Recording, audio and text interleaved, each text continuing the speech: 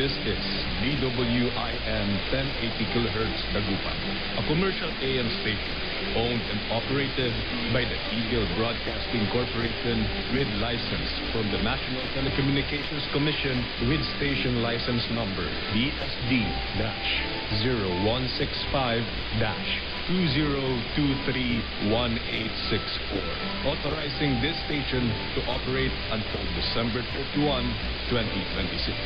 DWIN 1080 Dagupan broadcasts from 4 o'clock in the morning until 12 o'clock midnight with a power of 10,000 watts. Our studio and transmitter are located at Barrio Lucao, Dagupan City, Pangasinan. DWIN 1080 Dagupan is under the supervision of the following personnel duly licensed by the Professional Regulation Commission and the National Telecommunications Commission. Electronics Engineer Erickson Ventura, ECE number 44844.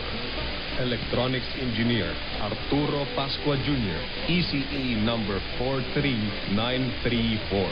With first-class radio telephone operators, Junar Dominguez, registration number 94-2PI-2063. Roedito Gamoso, registration number 96-1PI-16094. DWIN 1080 kHz Dagupan now welcomes you to another day of broadcasting activity. Mangitatanduro, nakatuan, yan itutulong, lawas na ilaluan. Aya, to DWIN, yan 80, sa Radio Agila, yan Pangasinan. Here in the Philippines and overseas.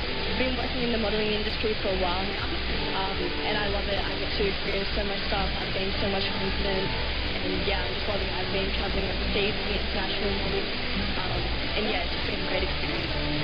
Sa kanilang bagong papel sa National Theater, inaasahang magtutulong sa inspirasyon sa mga aspiring models na naglalapakilala ang Nigerian